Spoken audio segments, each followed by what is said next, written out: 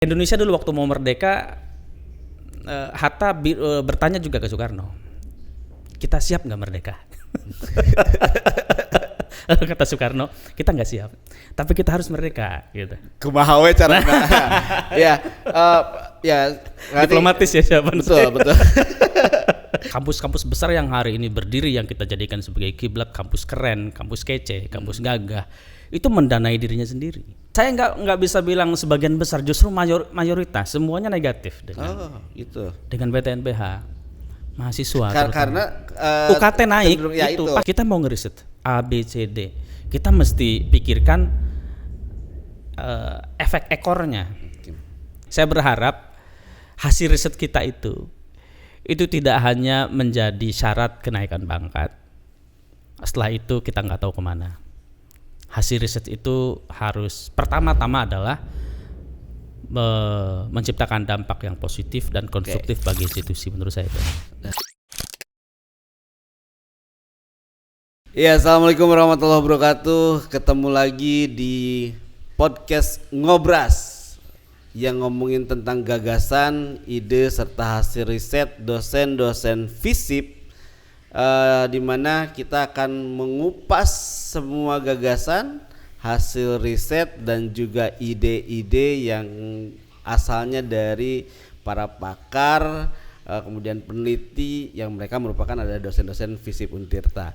Nah, untuk ngobras kali ini, sobat FISIP, kita kedatangan tamu istimewa, ya, yang akan menyampaikan tentang ini ide gagasan atau apa nih Pati?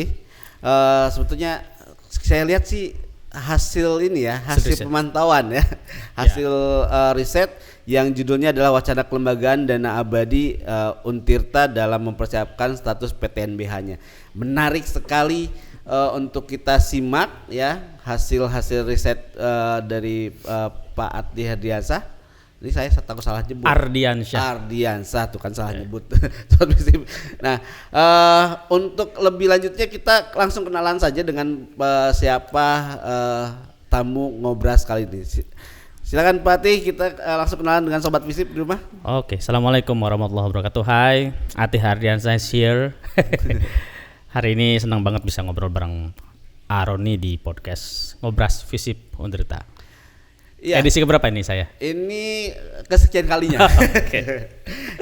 Ya, Kang Ati, kalau misalkan bicara tadi dengan judul risetnya Wacana Kelembagaan Dana Abadi ya, Dana Abadi untuk persiapan Untirta PTNBH.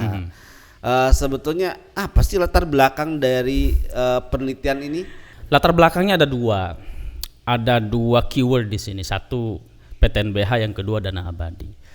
PTNBH Untirta itu sedang menuju mengarah ke status sebagai PTNBH, Badan Hukum.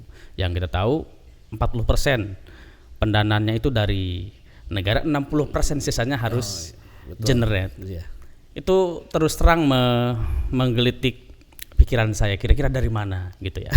Sementara ramai sekali hasil FGD saya dengan mahasiswa, termasuk juga dengan kolega di dinas di Provinsi Banten, ngomongin PTNBH pasti soal kapitalisasi pendidikan.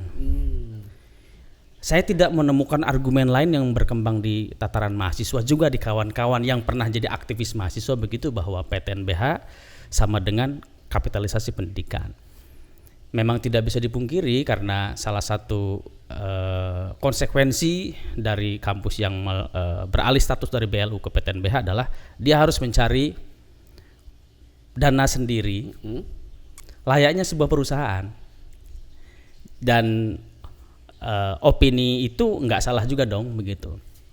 Tapi justru menurut saya, kenapa kemudian penelitian ini saya lakukan di Untirta pertama, kemudian ada keyword selanjutnya yaitu Dana Abadi, karena saya secara pribadi belum dengar statement dari lembaga tentang tentang PTNBH Untirta itu mau seperti apa. Iya betul. Gambar besarnya seperti apa? Saya secara pribadi nggak tahu. Tolong kasih tahu kalau Aroni sudah tahu duluan. saya belum tahu, belum lihat seperti apa rencana gambar besarnya seperti apa, sehingga saya kemudian berinisiatif untuk mencari aspirasi wacana yang berkembang selama ini di mahasiswa, dan sentimennya negatif sekali tentang PTNBH. Ya baik, ini justru yang jadi daya tarik adalah ketika Untirta memang diusung atau ditekan untuk menjadi PTNBH, yang menjadi pertanyaan adalah income generating, kemudian juga beberapa komponen-komponen dasar yang mendukung tentunya ya Pak Ati ya. Nah, bicara tentang penelitian Pak Ati sebetulnya tujuan utamanya apa? Baik, tujuan utamanya sebenarnya yang pertama pasti pengen ngedorong ya. Karena di campaign PTNBH minim sekali institusi mengkampanyekan PTNBH. Betul. Di mana kita mendapatkan informasi tentang PTNBH kalau bukan satu pertemuan resmi, yang kedua betul. Mungkin pimpinan ngomong di media. Kurangnya informasi, kurangnya kampanye tentang PTNBH itu apa, mau kemana Untirta sebagai PTNBH itu minim sekali. Di media-media kalau saya cek hampir tidak ada gitu ya. Hampir tidak ada selain bahwa kita sudah siap menjadi PTNBH, tapi kesiapan itu di mana? Ya. Nah, jadi tujuannya satu, ada nggak sinkronisasi antara institusi yang ngomong bahwa kampus siap sebagai PTNBH dengan aspirasi sivitas akademika? Saya kan bukan cuma mahasiswa, dosen pun mungkin nggak tahu bentuk wajah peta jalan atau apapun terkait dengan PTNBH gitu. Nah, itu yang pertama, cari aspirasi, wacananya mau seperti apa, kampanyenya nggak ada soalnya. Yang kedua adalah sebenarnya lebih ke ingin membantu institusi bahwa ada loh satu alat, satu jalan untuk campaign PTNBH selain sentimen negatif tentang kapitalisasi pendidikan, yaitu status PTNBH memungkinkan Untirta untuk generate income tidak dari anggaplah menaikkan UKT. Iya, betul.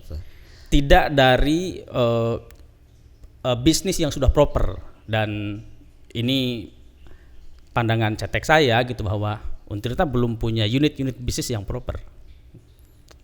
Gitu. Maka dana abadi itu saya ketengahkan sebagai satu wacana baik yang saya tawarkan kepada mahasiswa, kepada dosen, juga kepada institusi bahwa dana abadi itu sangat mungkin untuk menjadi alat menutup 60% dana yang dibutuhkan oleh Untirta selain 40% dari negara gitu. Ya. Nah, karena ini dari judulnya sudah ini kan wacana pengelolaan dana abadi dan lain sebagainya. Dan berarti kan ada beberapa pandangan-pandangan yang dikejar oleh Pak Ati. Nah, riset ini sebetulnya riset kuali atau kuanti sebetulnya? Kualitatif ya. Kualitatif berarti wawancara ya. Wawancara, FGD, studi benchmarking juga. Oke. Nah, dari metode yang kemudian ditawarkan dan dilaksanakan oleh Pak Ati, kira-kira bagaimana nih dalam teknis pelaksanaannya sehingga mendapatkan titik terang bahwa tadi kan disampaikan bahwa sentimen negatif itu ada gitu ya. Sentimen negatif itu lebih besar karena memang ya tadi disampaikan oleh Pak Ati bahwa semua tidak tahu ya, banyak orang bahkan sivitas akademika mungkin hanya 10% yang mengetahui bahwa Untirta siap dengan PTNBH, kemudian juga meragukan, mungkin dia lebih banyak meragukan income generating kita dari mana, usahanya apa gitu kan gitu ya. Saya seperti apa nih? Baik, di lapangan lah. Baik, Aroni, ini menarik ya. Sebenarnya di era kepemimpinan Pak Nadiem Makarim kemarin itu justru dana abadi itu mau dibantu sama pemerintah, kampus-kampus dari BLU yang mau PTNBH. Bukan justru PTNBH dulu lalu digelontorkan punya dana abadi. Justru mau dibantu nih, kalau tidak salah 5 miliar ya. kalau tidak salah 5 miliar. Tapi saya kurang tahu kemudian secara institusional menangkap atau tidak ya di sini. Tapi di Indonesia secara latar belakang Kemendikbudristek waktu itu sebelum sekarang dibagi menjadi 3 itu justru memperbanyak kampus supaya masuk 500 besar dunia kan. Seperti kita tahu kampus kita di Indonesia masuk 100 dunia aja enggak kayak ya? Iya. Nggak ada kan ya. Nah sebenarnya untuk mendorong percepatan ke sana, gitu. Tentu saja dengan riset-riset dan sebagainya. Betul. Gitu. Coba kemudian saya berkaca ke kampus-kampus di dunia yang sekarang kita tahu hebat, misalnya Al-Azhar Kairo. Dia hidup dengan wakaf produktif kan. Betul. Yang dalam bahasa lainnya adalah endowment fund. Bahasa Indonesia dana abadi. Kairo, kemudian Harvard, Stanford, kampus-kampus besar yang hari ini berdiri yang kita jadikan sebagai kiblat, kampus keren, kampus kece, kampus gagah, itu mendanai dirinya sendiri dengan cara yang sebenarnya menjadi potensi paling besar masyarakat Indonesia yang ditetapkan oleh World Giving Index sebagai bangsa paling dermawan sedunia. Jadi salah satu sumber pendanaan kampus PTNBH itu bisa dari sumbangan yang kita sebut sebagai crowdfunding, bukan sumbangan dari mahasiswa ya, UKT. Nah sayangnya itu yang deras arusnya gitu, karena kita sama sekali tidak diberitahu peta menjadi PTNBH itu sumber 60% tuh petanya kita nggak dikasih tahu. Minimal ada ya roadmap sementara didiskusikan dengan Civitas Akademika barangkali ya gitu.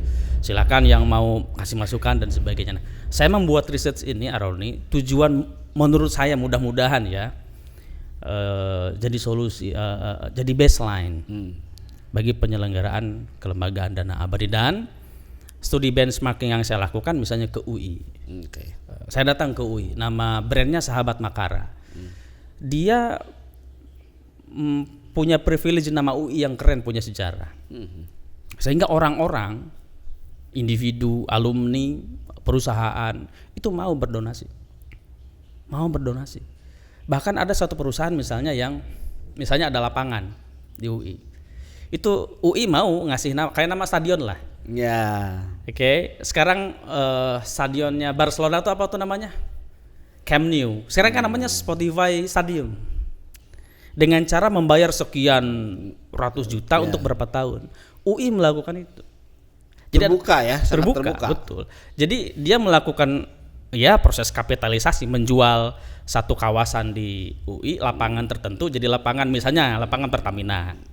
Pertamina bayar sekian dalam jangka waktu berapa tahun. Kita punya embung, kita punya ruangan-ruangan juga masih nama-namanya yang sangat formal. RSG, apa tuh RSG? Ruang serbaguna. Mungkin bisa suatu saat dinamai misalnya Chandra Asri Room, misalnya. Iya. Betul. Jadi setidaknya bukan hanya income generating, tapi juga kerjasama yang utuh ya dari pihak perusahaan di luar Untirta. Jadi bukan hanya bis yang kemudian dilabelin. Pak Ati, sebetulnya dari lika-liku riset yang Pak Ati lakukan dengan wawancara, FGD dan lain sebagainya, hal unik yang kemudian mendorong ke hasil penelitian, hal unik ya, yang memang ditemukan di lapangan. Selain tadi ketidaktahuan Civitas Akademika mungkin. Iya. Ada mungkin yang misalkan ketika FGD ada yang nggak mau ngomong atau ketika wawancara nggak mau, saya emang nggak mau terlibat gitu. Iya. Justru saya nggak bisa bilang sebagian besar, justru mayoritas semuanya negatif dengan PTNBH mahasiswa. Karena UKT naik, itu pasti itu pandangannya. Persepsi mereka adalah UKT naik, parkir kendaraan bayar. Pakai gedung tidak lagi dengan surat tapi harus bayar, ya kan? Pernah dengar mungkin ada edaran? Iya. Nah itu yang kemudian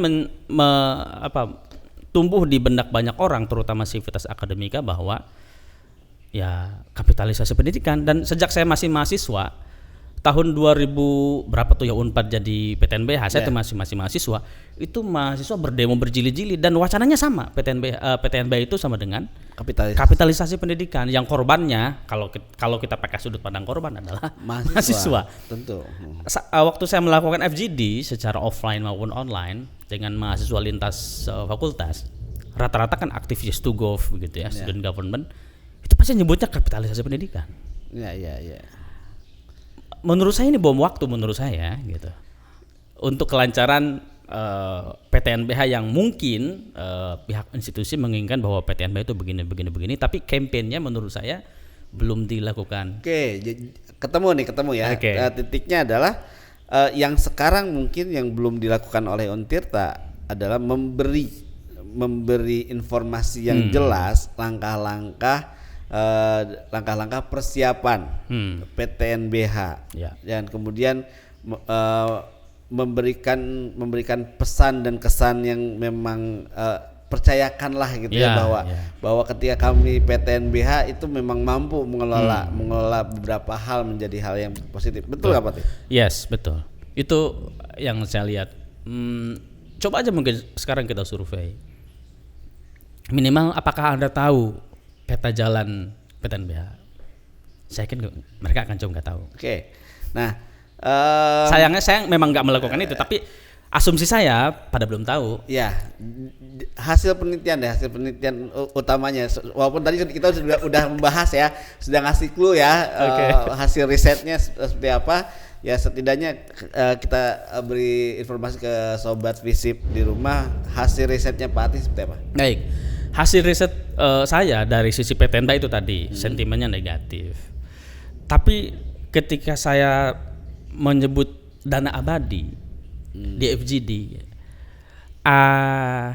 tidak keluar secara lisan, tapi ada sepercik, bukan harapan ya, itu definisi subjektif barangkali, tapi mereka justru punya curiosity. Mereka itu penasaran justru dana abadi itu apa. Setelah saya jelaskan soal Harvard, Stanford, saya jelaskan soal Al-Azhar, baru mereka berarti bakal banyak beasiswa ya Pak. Saya bilang bukan cuma beasiswa, tapi riset dosen juga akan terbantu dari sana.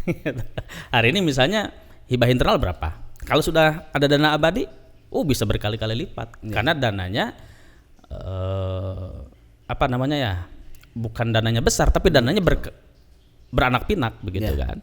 Dan hasil benchmarking saya misalnya ke UI doang sih ya, juga ke ITS ke ITS saya tidak melakukan kunjungan, tapi lebih dialog lewat email begitu. Ternyata UI saja misalnya per tahun perolehan dana abadi itu di atas 50 miliar. Per tahun. Di atas 50 miliar. Kita tanya dari mana dana 50 miliar itu diantaranya setiap wisuda itu satu wisudawan itu diminta sumbangan akhir begitu 300.000 per orang. Kali kecil sebenarnya ya. Kecil. Kali 700. Itu kali 700. Ya itu. Itu yang dilakukan UI pertama. Kalau dari mahasiswa, mereka tidak dari UKT. Mereka tidak dari UKT loh. UKT kan 1 semester sekali. Tapi kalau wisuda 1 semester berapa kali? 2 kali. Lebih menguntungkan dari sana kan. Jadi ini juga bisa jadi dikomunikasikan oleh institusi untuk cari dana itu bisa begitu satu. Yang kedua, maba mahasiswa baru. Itu ada sumbangan. Kalau maba itu sumbangannya seikhlasnya, dan seikhlasnya sumbangannya disampaikan kepada orang tua dengan narasi penting bahwa ini untuk beasiswa, ini untuk keberlanjutan riset, ini untuk apa. Yang nyumbang di atas 300.000 per kepala. Ya. Jadi mereka dapat 56 sampai 57 miliar per tahun hanya dari sana. Itu belum dari aset-aset ya, bisnis rumah sakit gitu. Kan kita sudah punya fakultas kedokteran. Nanti akan ada rumah sakit. Kita punya bisnis ini. Radio punya apa, pertanian lahan-lahannya banyak, itu bisa dijadikan sumber ya. Itu kan sekaligus menopang profesionalitas kan. Betul. Itu UI. Tapi UI masih kesulitan di pengelolaan. Kalau generate bisa. Jadi sekelas UI saja masih Kalau generate dia nggak ada masalah. Oke. Tapi pengelolaan, mengembangbiakan dana itu yang sulit. Ngabisin. Bukan ngabisin, karena dana abadi itu kita dapat 50 miliar. Ya. Yang kita gunakan itu hanya dividennya. Jadi bukan dana pokoknya.